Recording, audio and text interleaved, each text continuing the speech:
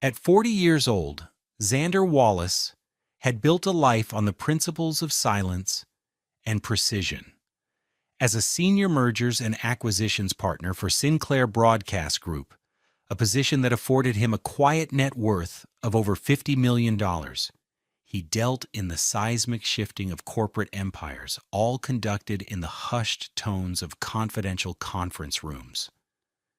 His world was one of numbers, of long-term strategy, of understanding that the most powerful moves were the ones no one saw coming. He had thought his marriage to Niana was built on a similar foundation of quiet strength. He had been wrong. The proof was waiting for him at 6:15 p.m. on a damp Wednesday evening in early November. As he turned his 2020 Acura MDX, a sensible $45,000 family vehicle, onto the cobblestone driveway of their $2.8 million Roland Park estate, a cold knot formed in his stomach. The rain had started, a fine, miserable mist that blurred the warm lights of the house. And there, sitting starkly on the covered flagstone porch, were his things. Not all of them, but enough to make the statement clear. His two large black Toomey suitcases, a set that had cost him $2,100 5 years ago, were packed and zipped. Beside them sat his leather briefcase, a $950 Shinola piece he'd received for his 10th anniversary at the firm, and a single, solitary banker's box containing the items from his home office. He parked the car, the engine's silence suddenly deafening. For a long moment, he just sat there, his hands resting on the leather-wrapped steering wheel, watching the rhythmic swipe of the windshield wipers. He was a man who had orchestrated $100 million hostile takeovers without his heart rate exceeding 80 beats per minute. Yet looking at that pathetic pile of his belongings, he felt a profound and hollow stillness.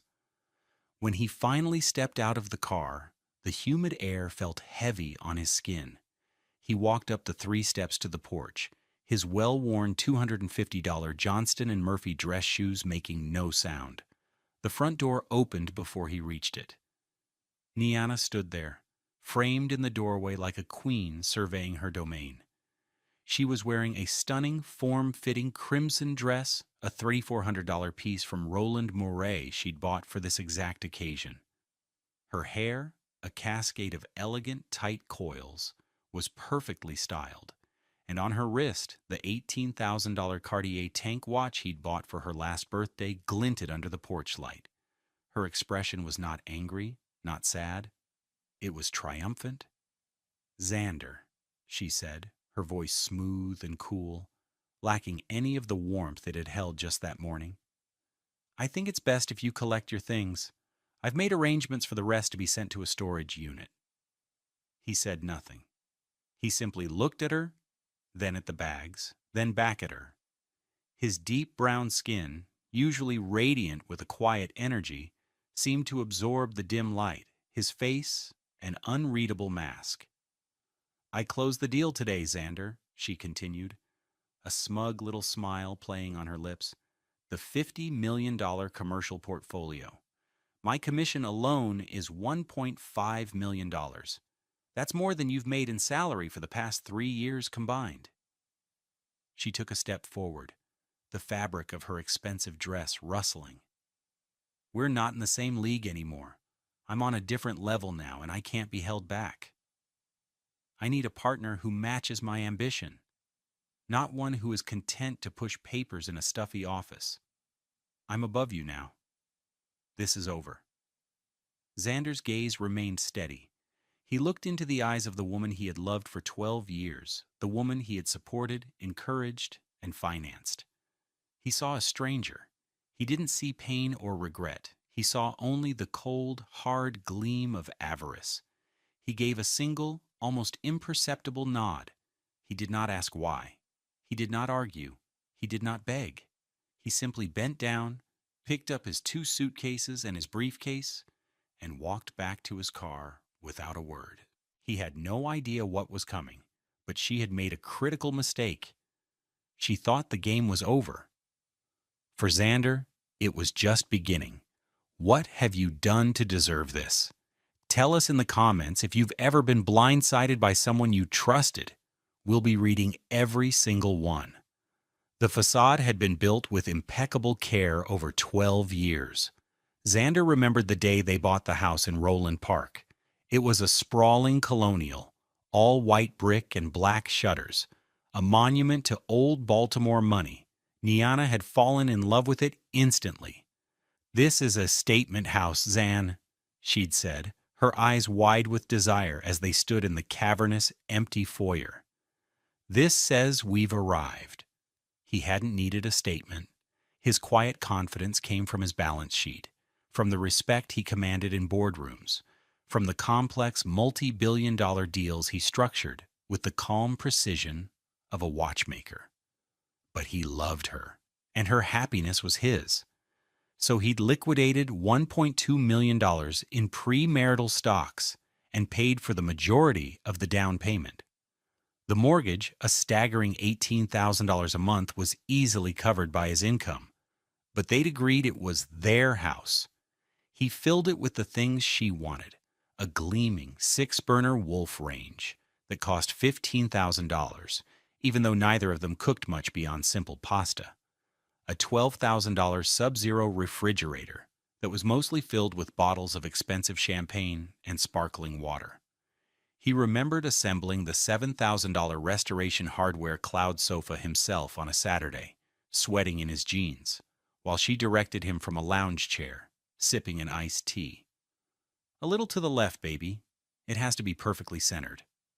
Her transition from a moderately successful corporate lawyer to a high-end real estate broker had been his idea. She was miserable at her firm, complaining about the billable hours and the thankless partners. "You have the charisma, Nee," he'd told her over dinner one night at the Capitol Grill, a $400 meal he'd paid for. "You can sell anything to anyone. You should be selling dreams." Her face had lit up. The next week, he'd written a check for $150,000 from his personal savings account to cover her startup costs: the brokerage license fees, the branding, the website development, the rent on a small but prestigious office space in a glass-fronted building on Pratt Street. He never called it a loan. It was an investment in her happiness. For the first few years, he was her silent partner, her biggest cheerleader. He would spend hours on Sunday nights reviewing her contracts, using his razor-sharp legal mind to find clauses and loopholes she'd missed, saving her clients and her reputation multiple times. He never charged a fee. He did it because he was her husband. In those early days, their life had a comfortable rhythm. He'd wake at 5:30 a.m. and make coffee, bringing a cup to her in bed. He'd leave for his Hunt Valley office before the sun was up, and she would call him around noon, bubbly and excited about a showing or a potential listing. Their evenings were quiet. They'd sit on that enormous cloud sofa, her feet in his lap, watching some generic drama on their $8,000 flat-screen TV. It felt stable. It felt real. He thought they were building a life, not just a portfolio of expensive assets. But the shift began subtly, about 18 months ago. It started with small comments, little barbs disguised as jokes. Her deals were getting bigger, moving from high 6-figure homes to multi-million-dollar commercial properties. With each success, a little more the woman he married seemed to chip away. Replaced by a harder, more brittle version, he remembered a dinner party they'd hosted for some of her new wealthy clients, a developer and his wife. Xander was in the kitchen plating appetizers when he overheard Niana talking in the living room. "Oh, Xander?" she'd said with a light, dismissive laugh. "He works in finance. It's all very stable. He moves numbers around on a spreadsheet. Me? I change the skyline. I build empires." The developer had chuckled politely. Xander felt a cold sting. He'd just finished a grueling 3-month negotiation to acquire a portfolio of television stations worth $1.7 billion. His bonus from that single deal was more than her entire year's commissions, but he would never say that. His work was confidential, and his success was not a weapon. The jabs became more frequent, more personal. She started making comments about his appearance, his watch, an $89 Timex expedition he'd worn for years because it was practical and reliable, became a source of her embarrassment. "Can't you at least wear something that looks like you belong in this house?" she'd asked one morning, gesturing with the wrist that held her new Cartier. "It's pathetic." He'd simply put the watch in his drawer and stopped wearing one altogether. It was easier than fighting. The true cruelty, the moment he later realized was the beginning of the end, came on a rainy Tuesday about 4 months before she kicked him out. She had been on the phone all day, locked in her home office, the door firmly shut. He could hear her voice, sharp and commanding, as she worked on the preliminary negotiations for the $50 million deal. The deal that would, in her mind, finally catapult her into the stratosphere. He had made her favorite dinner, pan-seared salmon with asparagus. He set the table in their formal dining room, the one with the $10,000 mahogany table and the chandelier that looked like a crystal explosion. He lit candles. He opened a $150 bottle of wine. He wanted to reconnect, to find the woman he'd married beneath the layers of ambition. She finally emerged from her office at 9 p.m., her phone still pressed to her ear. She walked right past the dining room without a glance. He stood there, holding a plate. As she went into the kitchen and poured a glass of water. "Dinner's ready, Nee," he said softly. She held up a hand to silence him, still listening to the person on the phone. After a moment, she hung up and let out an exasperated sigh. "I can't eat now, Xander. I'm too wired. This deal is massive. You wouldn't understand the pressure." "I think I would," he said, his voice even. "My job involves some pressure, too." She turned to him, and her eyes were cold steel. "Your job? Xander, please, you sit in meetings. You have a team of analysts to do the real work. You've been in the same position for a decade. It's comfortable. It's stagnant. I am out here, on my own, building something from nothing. This isn't the same. It will never be the same." She looked at the beautifully set table, at the candles flickering, at the meal he had carefully prepared. A look of something like pity crossed her face. "This is sweet, Zan. Really, it's what you're good at. The domestic stuff, taking care of things. But I'm past this. I've outgrown it. I've outgrown you." She left the kitchen, leaving him standing alone in the vast, silent house, the smell of cooling salmon hanging in the air. He looked at the two-place settings, the gleaming silver, the crystal glasses. He had felt it then, a deep, tectonic shift beneath the foundation of their marriage. The facade wasn't just cracking, it was collapsing. He just hadn't realized how quickly the demolition was scheduled to happen. He ate his dinner alone, the silence of the $10,000 dining table his only companion. The morning of the betrayal began with a phone call at 10:47 a.m. Xander was in his office on the 12th floor of the Sinclair building in Hunt Valley, a sleek tower of glass and steel that overlooked the rolling Maryland hills. He was in a meeting with his legal team, finalizing the wire transfer instructions for a major acquisition. His phone, a company-issued iPhone 13, buzzed on the polished granite conference table. It was Niana. He excused himself and stepped into the hallway. "I did it." Her voice was electric, a high-voltage current of pure triumph. "I did it, Xander. We just left the title company. The deal is closed. $50 million. "Congratulations, Nye," he said, his voice a calm counterpoint to her hysteria. "I knew you could do it." "Knew I could do it? Oh, this is so much more than that. This changes everything. Everything," she gushed. "I'm having a celebratory lunch with my team at the Ocean Air. Don't wait up for me tonight. I'll be out late celebrating. We deserve this. I deserve this." He could hear the clinking of glasses in the background, the buzz of excited voices. She was already living in her new reality. "I'm proud of you," he said, and it was true. In a detached, clinical way, he was proud of the broker she had become, even if he no longer recognized the woman. "Talk later, Zan. I have to go. My new life is waiting," she said, and the line went dead. He stood in the hallway for a moment, the phone cool in his hand. He looked out the floor-to-ceiling windows at the gray, overcast sky. His new life was waiting too. He walked back into the conference room. His lead counsel, a sharp woman named Alani, looked up from a stack of documents. "Everything all right, Xander?" "Everything is proceeding as planned," he said, sitting back down at the head of the table. "Let's review the wire instructions one last time. I want this transfer executed by 3 p.m. precisely." Alani slid a document across the table. It was the final directive for the $50 million wire transfer. He scanned the details. The seller's corporate entity, the property portfolio's legal description, the routing numbers.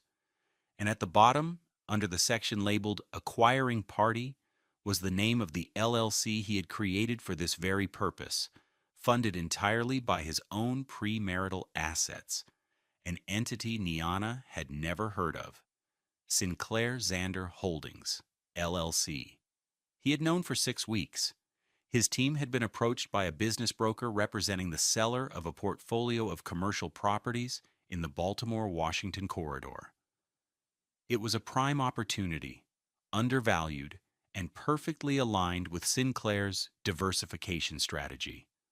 When he saw the name of the listing brokerage firm, Niana's firm, his heart had sunk. He knew this was her whale. The deal she'd been chasing for a year, he could have passed, assigned it to another partner.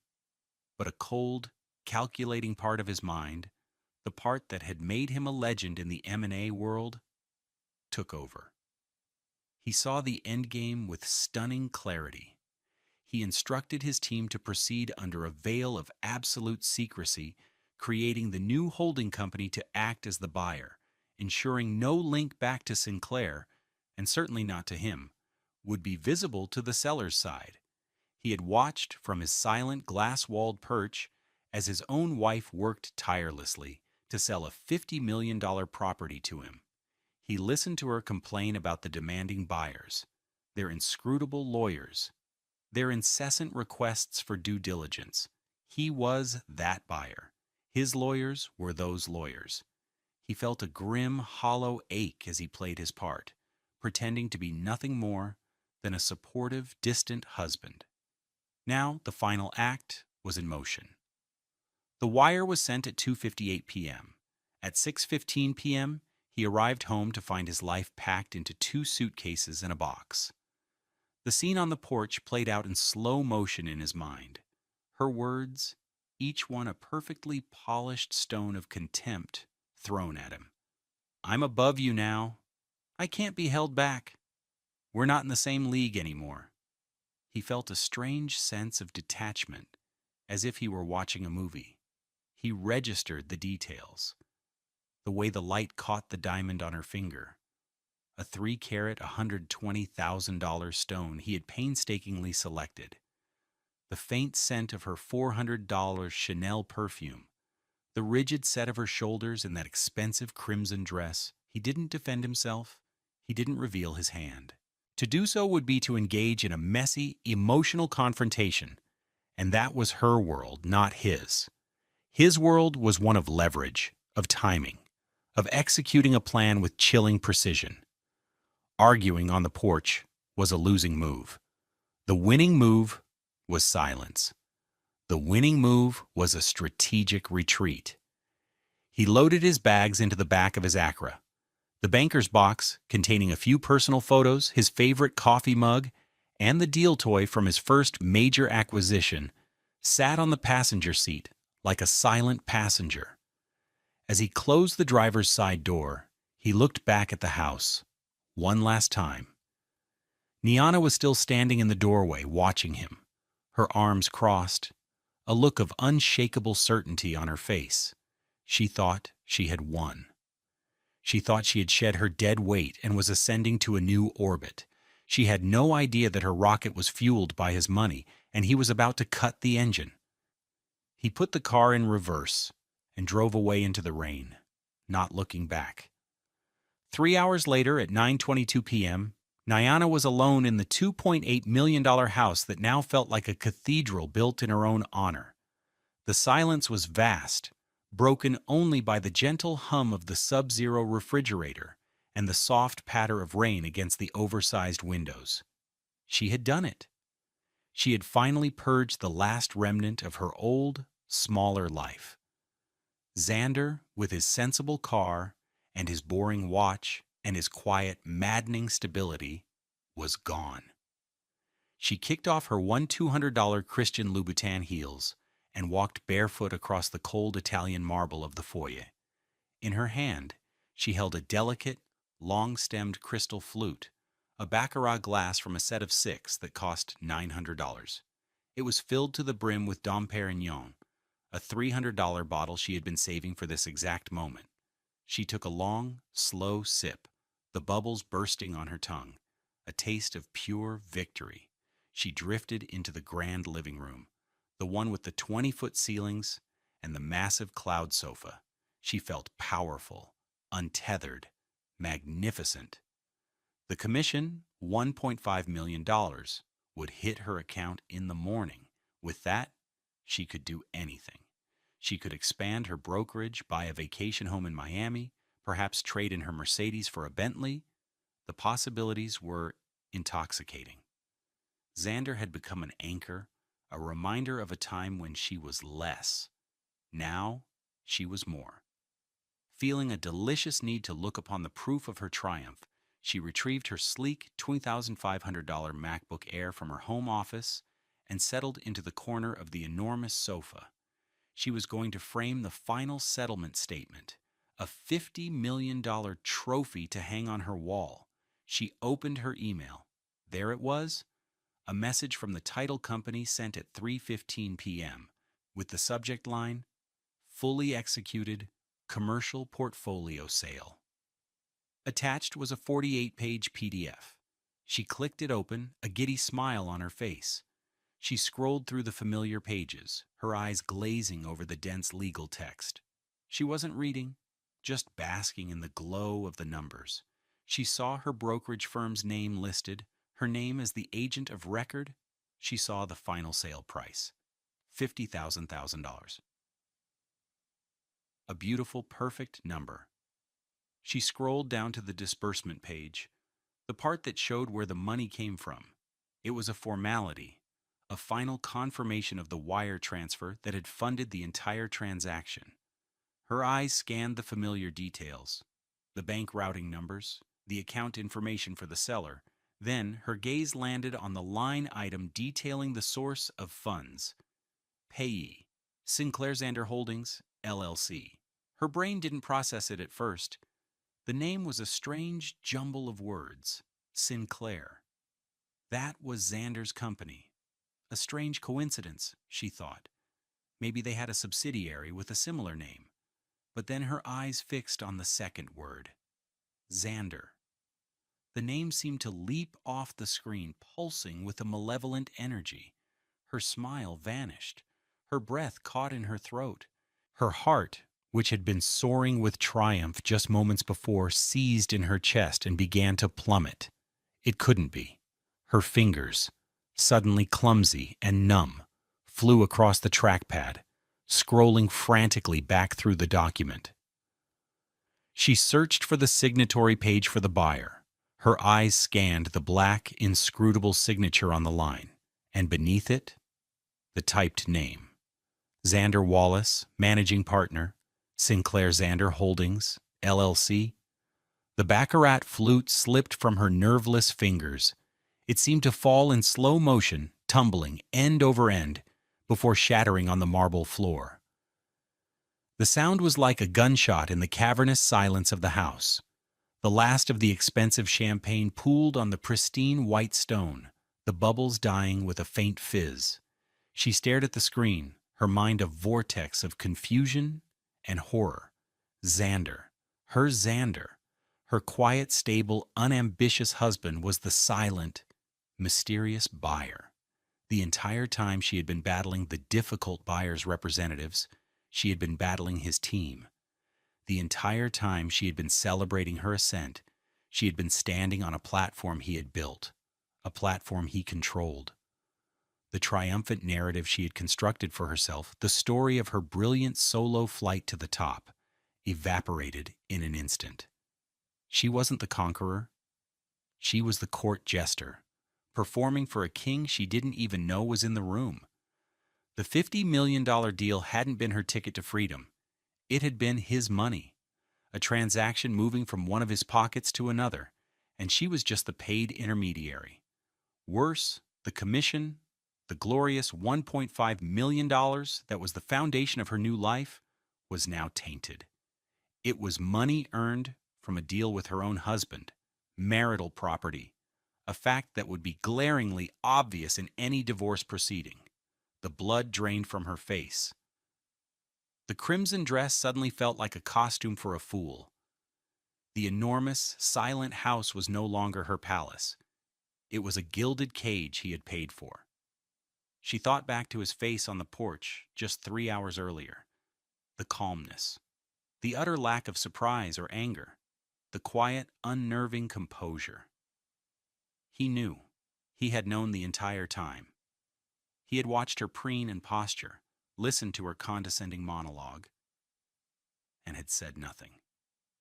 He had let her walk right into the trap she had set for herself. A wave of nausea washed over her. She stumbled to her feet, staring at the shattered glass and the spreading pool of champagne on the floor. The celebration was over. A cold, terrifying dread began to creep in, a dread that tasted far more bitter than the most expensive wine. She was not on a new level. She was in free fall, and she had just realized she had cut her own parachute. While Nyana's world was shattering, Xander was sitting in the warm, cluttered living room of his brother's apartment in Federal Hill. The contrast with his Roland Park home was stark and immediate. Bryson's place was a second-floor walk-up in a historic brick row house, the kind of apartment that held the echoes of 100 years of life. The floors creaked, the walls were lined with overflowing bookshelves, and the air smelled faintly of old paper and brewing coffee. It was a home, not a showroom. Bryson, a high school history teacher with their father's easy smile and their mother's sharp, intelligent eyes, handed Xander a bottle of beer. It was a local craft brew, a Heavy Seas loose cannon that cost about $2 a bottle. It tasted better than any of the $300 champagne Nyana kept chilled. "So walk me through it again," Bryson said, sinking into a well-worn leather armchair that had probably cost $500 a decade ago and was now priceless in its comfort. Xander took a slow sip of his beer. He recounted the day's events in his typical methodical fashion. The triumphant phone call from Nyana, the final execution of the wire transfer, the scene on the porch, the bags, her final words. He laid it all out without emotion, like a lawyer presenting a case. Bryson listened patiently, his expression hardening with each detail. When Xander finished, Bryson shook his head slowly, a look of profound disbelief and anger on his face. His hair, styled in neat, short locks, seemed to bristle with indignation. "She did what?" he finally said, his voice low and dangerous.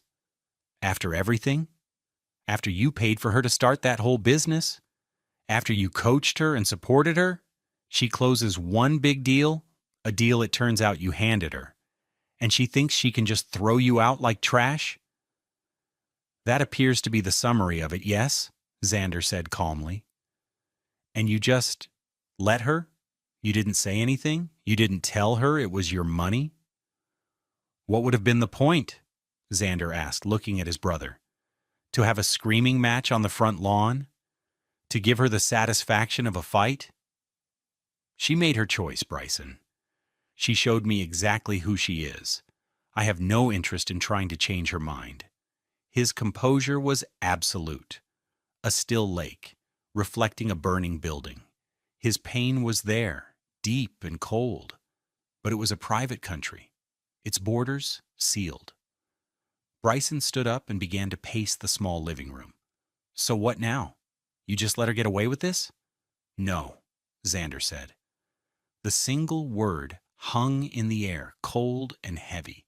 He reached for his Shinola briefcase, laid it flat on the coffee table between them, and clicked open the brass latches. He pulled out a slim file folder. Now we execute the plan. He laid out 3 documents on the table. The first was their prenuptial agreement, signed 12 years ago.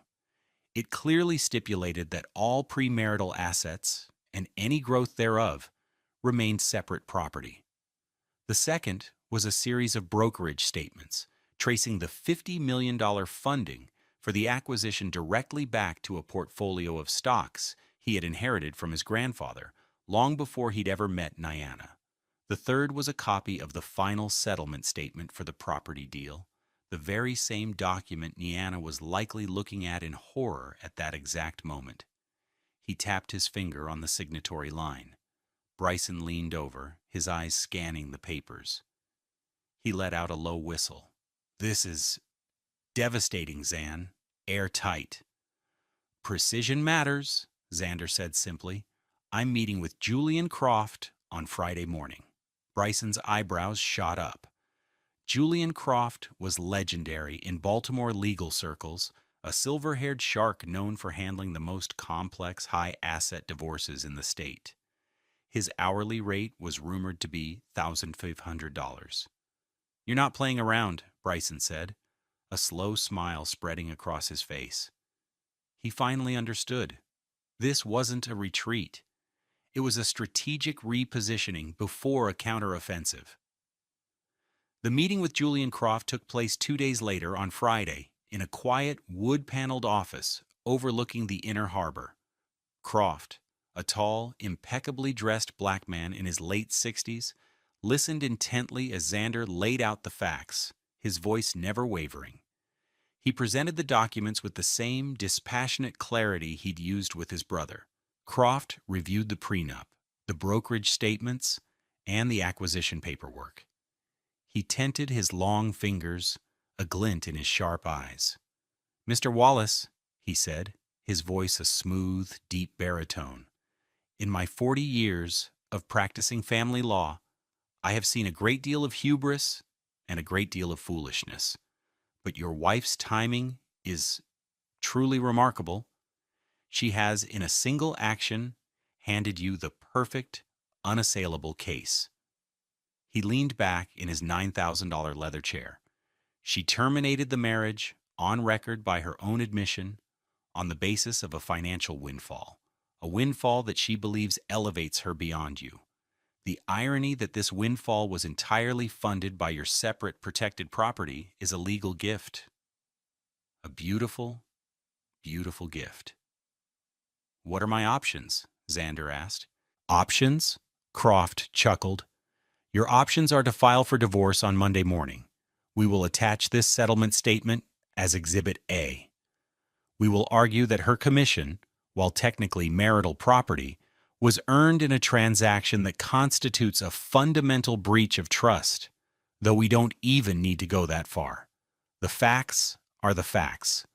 The $1.5 million is marital. It gets split. She receives $750,000, from which she will have to pay her own legal fees, which will be substantial when she realizes the hole she's in. The Roland Park house is marital property. It will be sold and the equity divided. Everything else, your Sinclair equity, your retirement accounts, your premarital holdings, and of course, the $50 million commercial portfolio she so graciously sold you, remains yours, untouchable. Croft leaned forward, a predatory gleam in his eyes.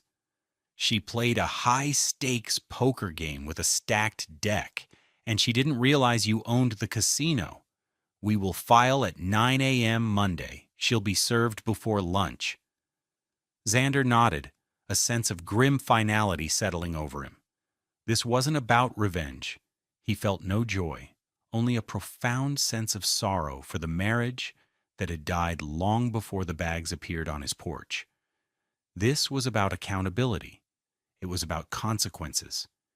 It was about closing a chapter with the same precision and finality he brought to every other deal in his life. He was closing the deal on his marriage. Monday morning arrived with a crisp autumn clearness, the sky a brilliant, cloudless blue. The rain and gloom of the previous week had been scrubbed clean. At 9:01 a.m., Julian Croft's paralegal electronically filed the divorce petition with the Circuit Court for Baltimore City. The strike was officially underway. At 11:30 a.m., Niana was holding court in the glass-walled main conference room of her brokerage firm. After a weekend of panicked paralysis, she had decided on a strategy of brazen denial. She would act as if nothing was wrong. She would project an aura of supreme confidence, convincing herself and her team that she was still the queen she'd believed herself to be last Wednesday. She was dressed in an $8,700 Armani power suit, the color of cream, a statement of untouchable elegance. She was laughing with her two junior agents, regaling them with a slightly embellished story about her big closing. "The buyer's team was absolutely relentless," she said, leaning back in her chair, "but I held firm. You have to show them who's in control. You never, ever let them see you sweat." It was at that moment that a man appeared in the open doorway of the conference room. He was nondescript, in a simple gray suit that probably cost less than $300, holding a large manila envelope. "Niana Wallace?" he asked, his voice polite but firm. Niana's smile froze. "Yes, can I help you?" she asked, her tone laced with annoyance at the interruption. "You've been served," the man said simply. He stepped forward, placed the thick envelope on the polished surface of the conference table, and turned and walked away without another word. The laughter in the room died.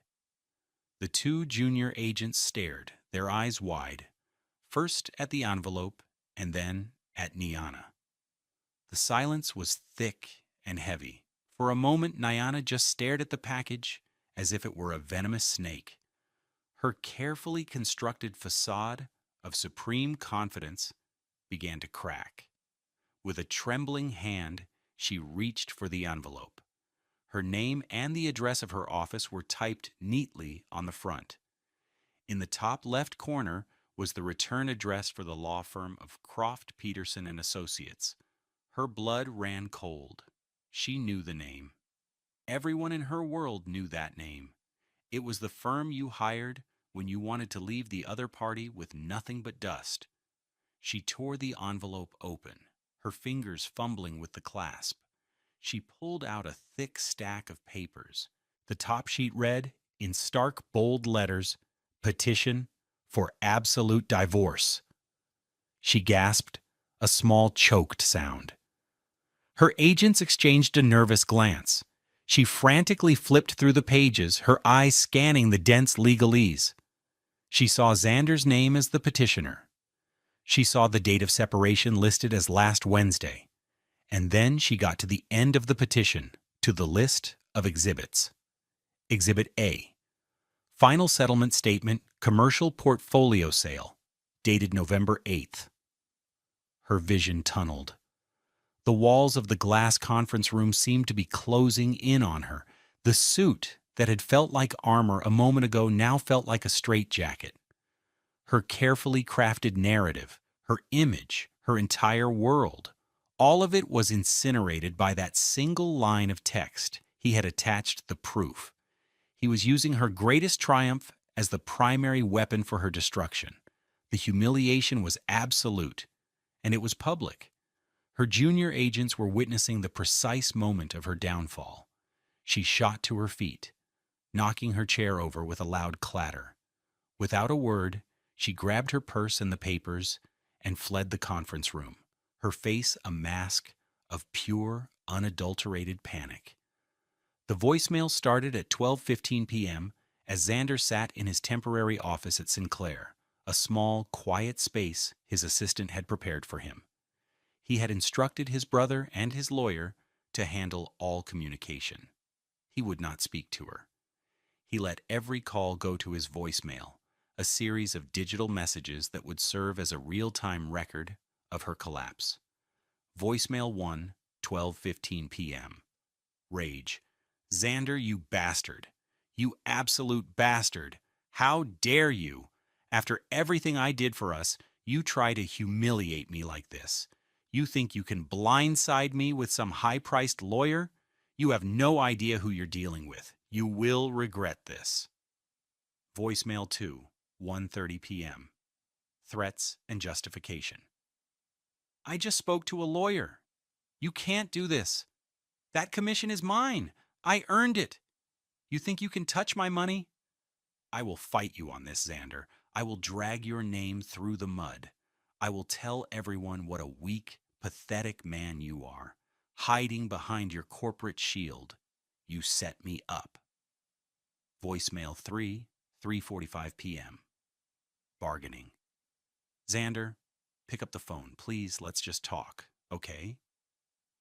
There's been a misunderstanding. I was stressed. I said things I didn't mean. The deal? The pressure was immense. We can work this out. I don't want a divorce. We can go to counseling. We can fix this. Voicemail 4, 6:10 p.m. Pleading and realization. Her voice is strained, cracking. Please, Xander, I'm sorry, okay? I'm so sorry. I was an idiot. I was so stupid. I didn't mean any of it. I love you. Don't you know that? The house, the money, it means nothing without you. Please just call me back. Voicemail 5, 9:52 p.m. Desperation and sobbing. The sound of ragged, weeping breaths. I saw the exhibit, Exhibit A. You planned it. The whole time. You knew. You let me. You watched me. Oh God, what have I done? Xander, the commission. The lawyers said it's marital property. It will be split. It's all I have. Please, please don't take it all. You can't? Please. Xander listened to each message once, his face impassive. He saved them to a secure file and forwarded the audio to Julian Croft. He felt no satisfaction, no pleasure in her pain. He felt only the quiet, grim finality of a necessary amputation. The disease had been identified. The limb had been severed. Now all that was left was the long, slow process of healing. The consequences for Niana cascaded with the brutal efficiency of a controlled demolition. Each pillar of the life she had so proudly built was kicked out from under her one by one, the downfall enumerated in legal documents and whispered gossip throughout Baltimore's elite circles. First came the financial collapse. The $1.5 million commission, the bedrock of her new empire, was indeed marital property. Julian Croft's legal motion was swift and unopposed. The funds were frozen, then divided precisely in half by court order. Niana was left with $750,000 before taxes. From that, she had to pay her own legal team, who, seeing the weakness of her position, demanded a hefty $150,000 retainer up front. After taxes and legal fees, her grand windfall was reduced to less than $400,000. It was a substantial amount of money, but it was a pittance compared to the lifestyle she had built. The Roland Park house, her $2.8 million symbol of arrival, became an anchor, dragging her to the bottom. She couldn't afford the $18,000 monthly mortgage and the $4,000 in property taxes and upkeep on her own. Within 2 months, a for sale sign was staked into the perfectly manicured lawn.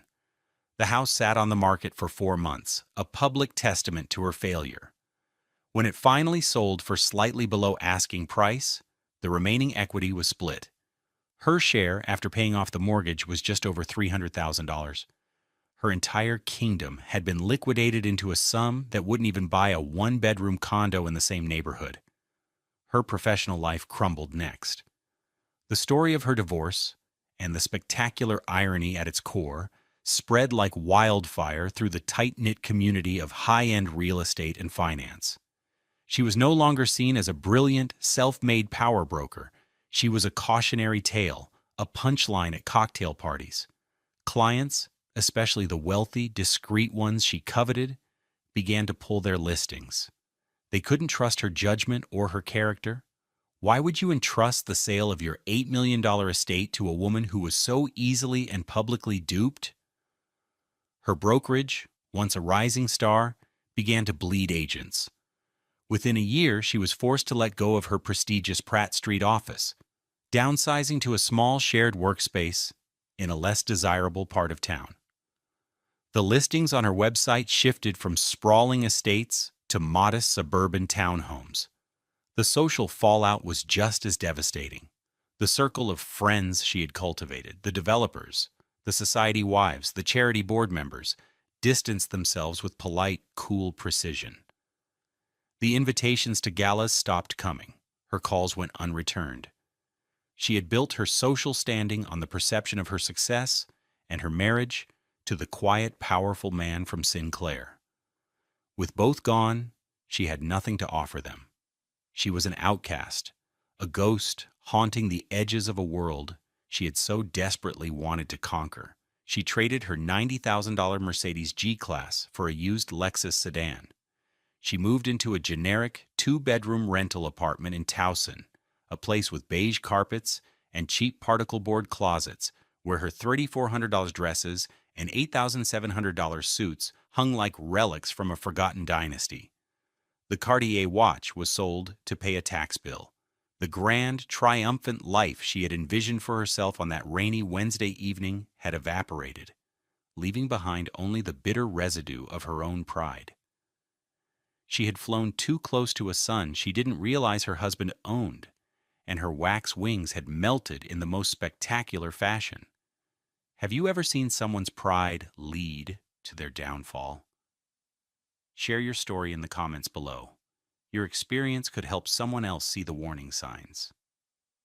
2 years passed. The sharp edges of the betrayal had softened for Xander, worn smooth by the steady passage of time and the quiet construction of a new, more authentic life. The divorce had been finalized with clinical speed. He had given Niana her half of the marital assets without a fight. He wanted nothing from that life but his freedom and his peace. He never moved back into the Roland Park house. He sold it, took his half of the proceeds, and invested it in a charitable fund. His home was now the premarital Federal Hill property he had owned for years, a beautiful 3-story brick row house that he had meticulously restored. It was a house with character and history, its warmth emanating from the original hardwood floors and the books that lined its walls, not from the price tag of its furniture. His brother Bryson lived just 3 blocks away, and their Sunday dinners became a cherished ritual. At Sinclair, his career continued its quiet, upward trajectory, but his perspective had shifted. The thrill of the multi-billion-dollar deal had been replaced by a deeper sense of purpose.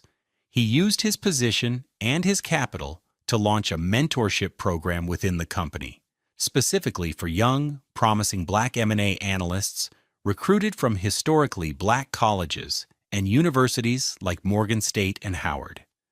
He saw his younger self in them, brilliant, ambitious, but in need of a guide through the labyrinth of corporate finance. He found a profound satisfaction in teaching them, in sharing the hard-won wisdom of his career. He would sit with them for hours, not in the main boardroom, but in a small, comfortable conference room, breaking down complex deal structures, coaching them on negotiation tactics, and, most importantly, talking about the integrity of the work. Your reputation, he told them, is your most valuable asset. It's the one thing you can't put a price on, and the one thing you can never buy back once it's lost. His evenings were his own. He would often leave the glass tower of his office and drive down to Fort McHenry. He'd walk the sea-wall path, the cool breeze from the Patapsco River on his face, and watch the sunset paint the sky in shades of orange and purple behind the city skyline. It was here, in the quiet solitude of the historic park, that he felt the last vestiges of his anger and hurt finally release their hold on him. He watched the massive container ships gliding toward the port, symbols of a world of commerce that moved on, indifferent and constant. One evening, while scrolling through a real estate app out of old habit, he saw a new listing from Nyana. It was a small, three-bedroom house in a middle-class suburb, listed for $350,000. Her professional headshot in the corner of the listing looked different. The triumphant, hard gleam in her eyes was gone, replaced by a strained, weary professionalism. He felt a flicker of something. Not anger, not satisfaction, but a quiet, distant pity for the woman who had traded a fortune in love and support for a handful of fool's gold. He closed the app. Her story was no longer his concern. He had forgiven her, not for her sake, but for his. Forgiveness was the final transaction, the one that closed the books on his past and allowed him to fully own his future. He had his work, his brother, his mentees, and the quiet, unshakable peace of a man who knew his own worth, a worth that had never been tied to a house, a title, or a $50 million deal.